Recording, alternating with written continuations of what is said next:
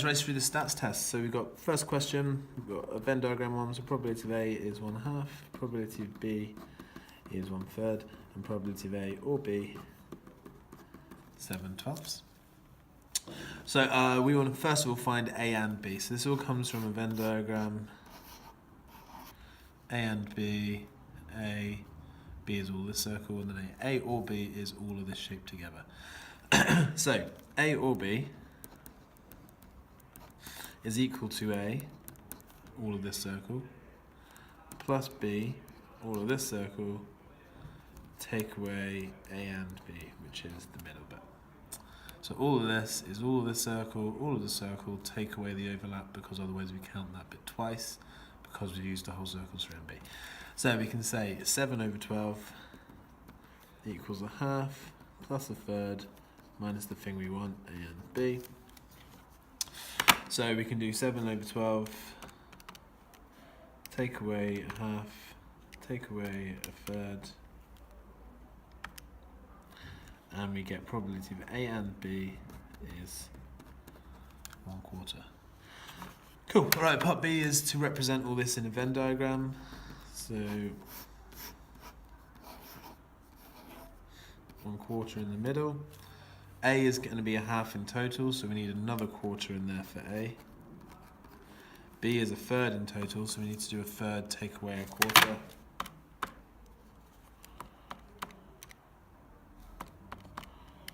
Which is 1/12. And what do we have left over? We'll do 1, take away all this stuff. And we get 5/12, so somewhere in the circle. 5/12. Cool. Right, last bit. C, find the probability of A or not B. So remember, for this we need to get all the bits that are A and all the bits that are not B. So this bit is A, this bit is A, and any other bits that are not B, this bit is not B. So it's going to be all these things added together, which is 11/12. So learn this equation, and just be careful checking and sketching. Right, question 2. Discrete random variables. So we got probability x equals x is kx, x plus 1, for x equals 1, 2, 3, and 4. So first of all, we need to show k is 1/40. Right, to do that we need to come up with the probability distribution, which remember is a probability table. So our values are 1, 2, 3, and 4.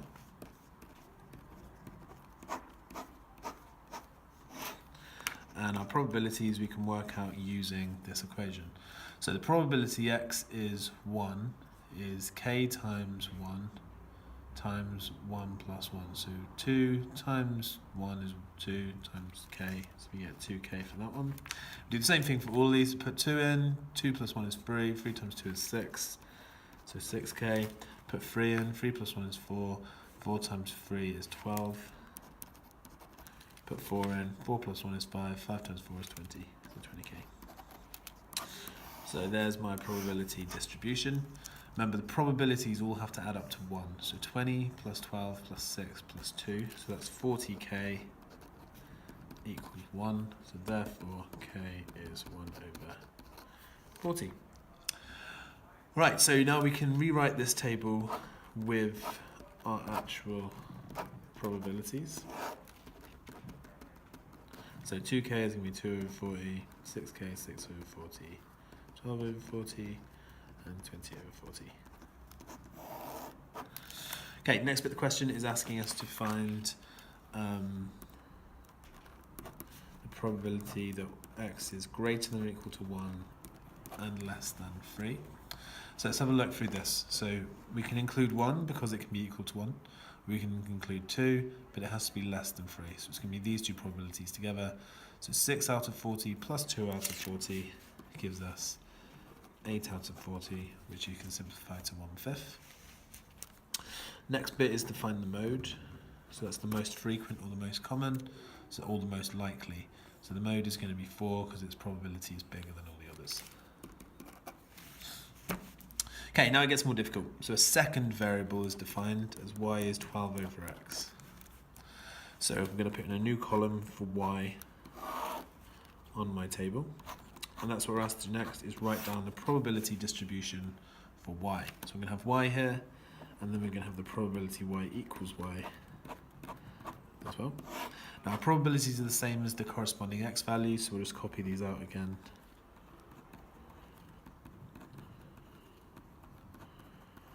And my y values themselves are going to be 12 divided by whatever x value we've got. So 12 over 1 is 12, 12 over 2 is 6, 12 over 3 is 4, and 12 over 4 is 3. So that is my probability distribution for y. Okay, last bit of the question is to find the probability that y take 2x is less than or equal to 2. So y take 2x, I'm going to add a column for that so I can be really clear about what values I need. So y take 2x here, 12 take 2 lots of that is going to be 10. 6 take 2 lots of 2 is going to be 2. 4 take 2 lots of 3 is going to be minus 2. And then 3 take 2 lots of 4 is going to be minus 5. So I want to find the probability that these numbers are less than or equal to 2. So 2 is less than or equal to 2, so is minus 2, so is 5. So it's going to be these three probabilities together. So 20, 32, 38 out of 40. Cool. Right, question 3. So first of all, we got given some lovely data here, which is continuous data. Justify the use of histogram. Well, histograms have to be continuous data. So we can say distance is continuous. Part B, calculate the frequency density. So remember, frequency density is given by the equation frequency over class width. Most of you remembered that, but most of you forgot you've got to use true class boundaries. So if I look at this set of data, I'm going to go through writing out what the true class boundaries are. So this one's going to be 40.5 to 45.5, 45.5 to 50.5, 50.5 to 60.5, 60.5 to 70.5, and so on and so forth. But you've got to do the question, whole of the question, using true class boundaries. So frequency densities. So for each one of these, I can work out the class width. So if I put another column here, call it class width. So class width here is going to be 5, 5, 10, 10, 20, and 60.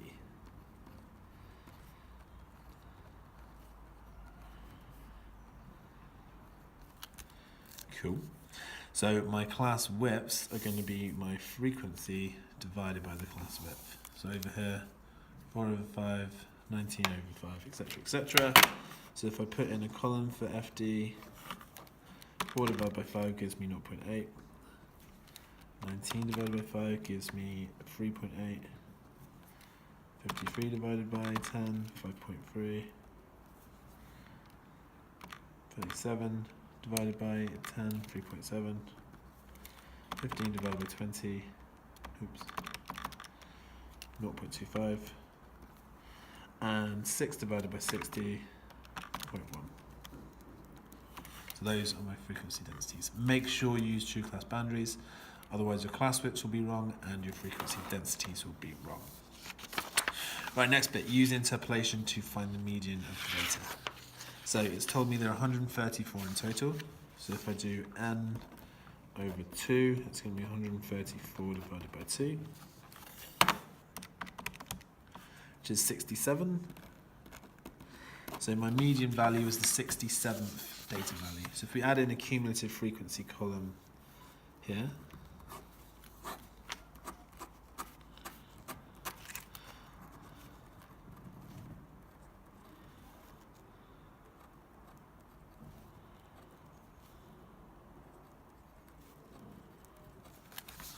so cumulative frequencies are here. We want to find the, what's it, 67th value. So that's going to be in this class here.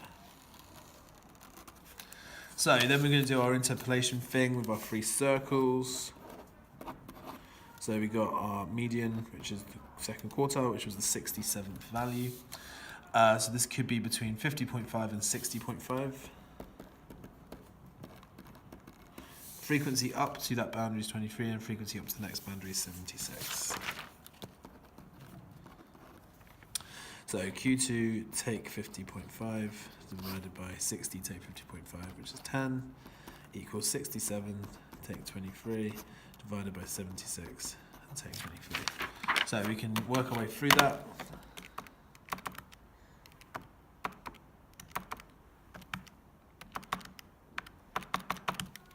And get Q2 equals 58.8.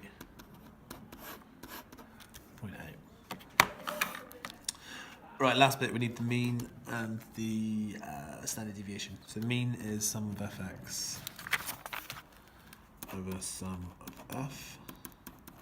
And they've given us sum of fx, which was 8379.5 divided by sum of f, they told us was 134.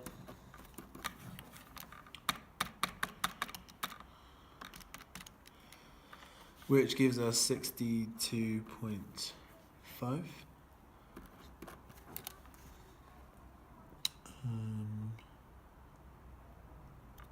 Yep.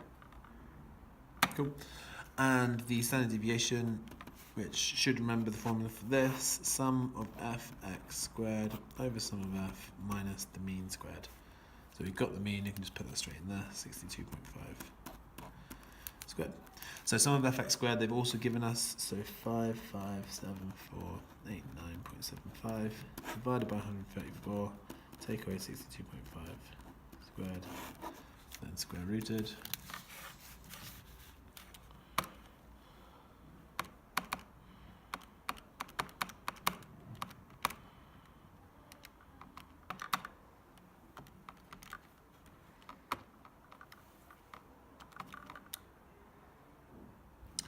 Which gives you 15.81. However, if you type it in like this, it does give you a slightly different answer. So we would also accept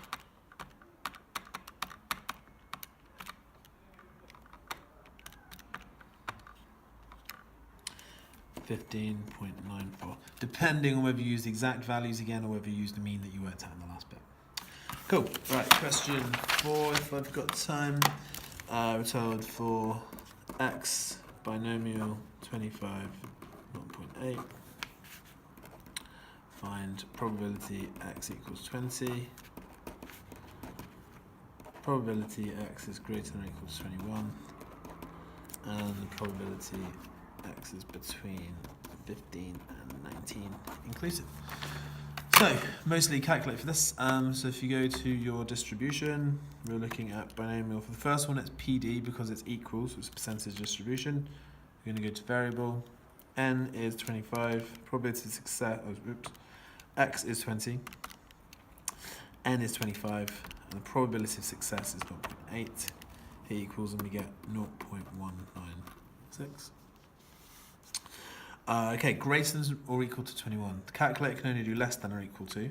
So if I go to binomial CD, so in order to do greater than or equal to 21, if I do a quick sketch of a binomial distribution, so say this is 21, if we want to include that,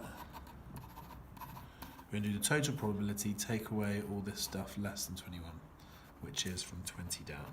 So we're going to do this as 1 minus the probability x is less than or equal to 20.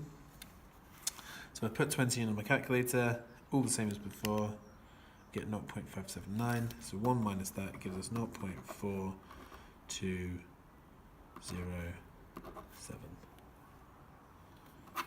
Cool, right, last one, between 15 and 19. So again, if I do a quick sketch of this,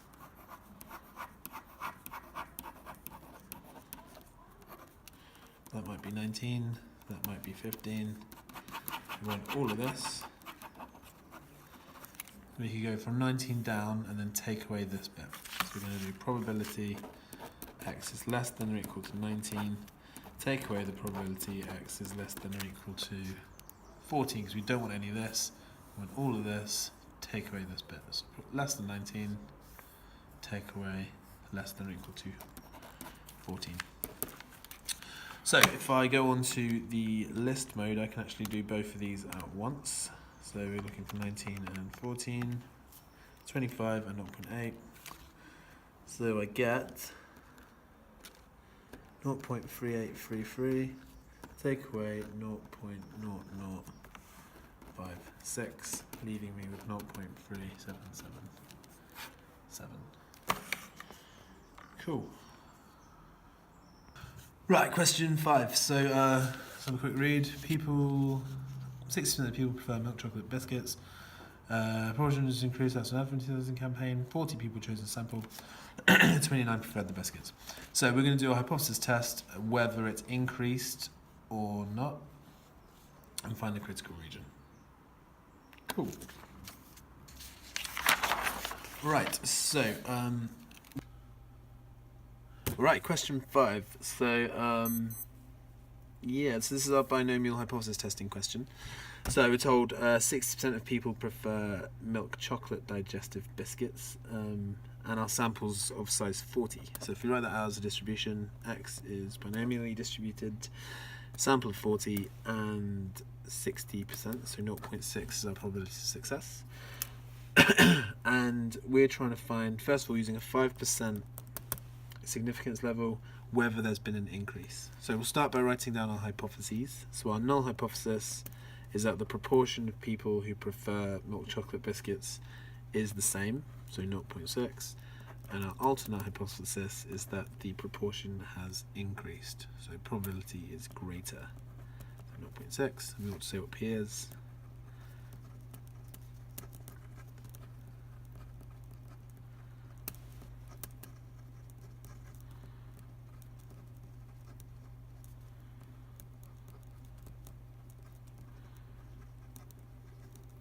Cool, so once your hypothesis and your model already, we can actually do the hypothesis test. So now we're on our calculator, go to distribution. We're going to be doing binomial CD, so we can list views, so we can do lots of these at once. Before we do that though, so the most likely number of people is going to be 0.6 times 40. So that gives us a good place to start. So 0.6 times 40 is 24. So if we start looking at the probability X is greater than or equal to 24, 25, and a few more.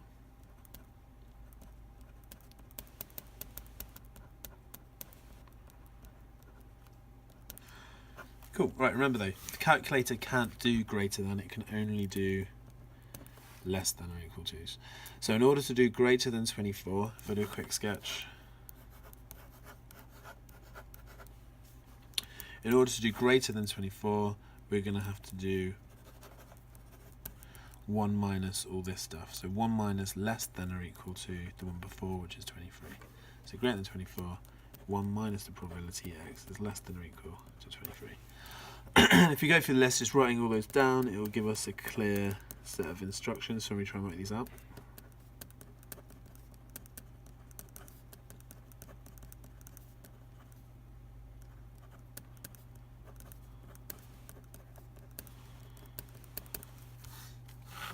Cool, so on my list view of my calculator, type in all my values, so 23, 24, 25, 26, 27. Hit equals, put in n, which was 40, p, which was 0.6, and go.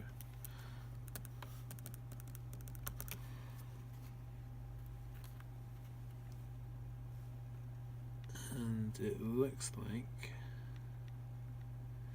we're going to need some better values than those. So we need to, if you look here, we've gone up to 0.87. We want to find the end that's in the 5% significance level. So we really need to go closer to 40. So let's go 29, 30, 31, see if any of those will do.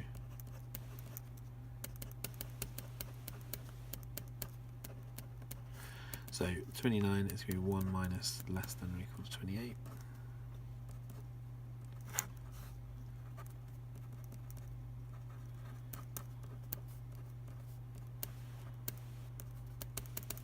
Cool, so try putting in a few more values into the table.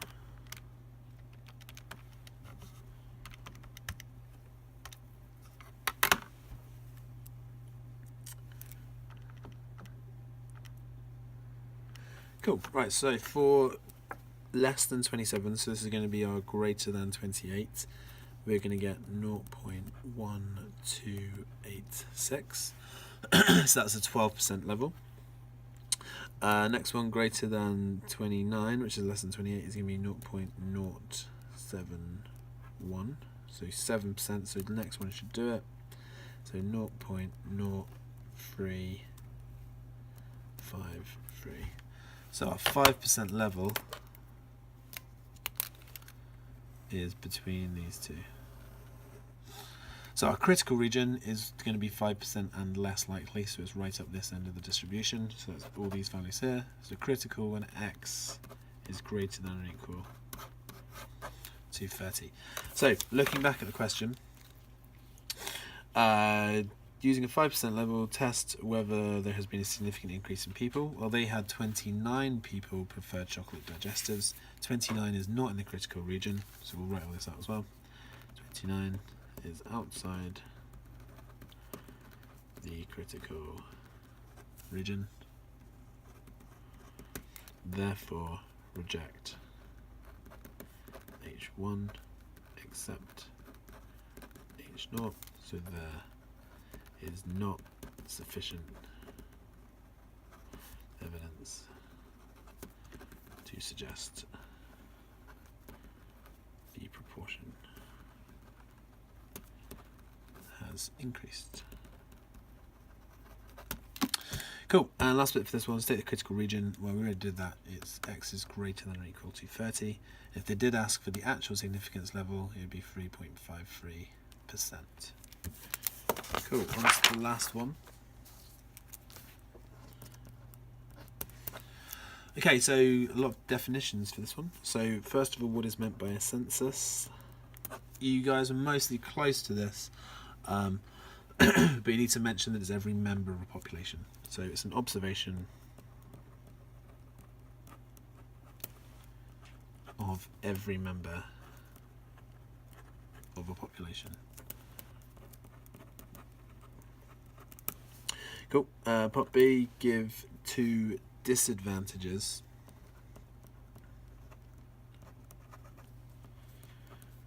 of a census.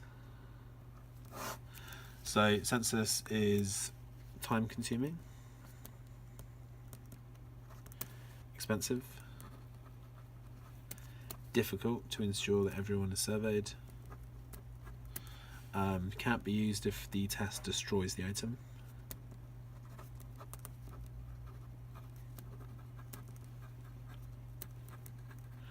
and it's hard to manage and analyze all the data.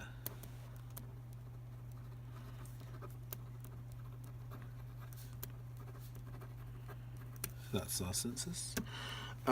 Next bit we have talking about Joe surveying some people. So 100 households are contacted. She decides to contact every 10th name. What kind of sampling is that? So we're systematically sampling every 10th. So it's a systematic sample.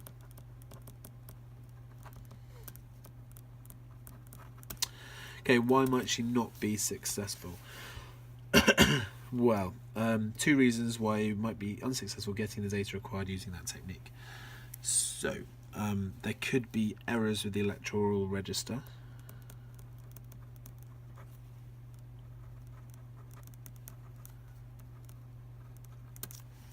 So in other words, there might be houses where no one answers the door or won't get back in contact. Next one is selects a sample of 100 households. Maybe there won't be 100 households available on the register. Might not be enough households in order to contact. Well, if she wants to sample 100 and she needs every 10th name, that means she needs to have a total population of 1,000 houses. So there may not be 1,000 houses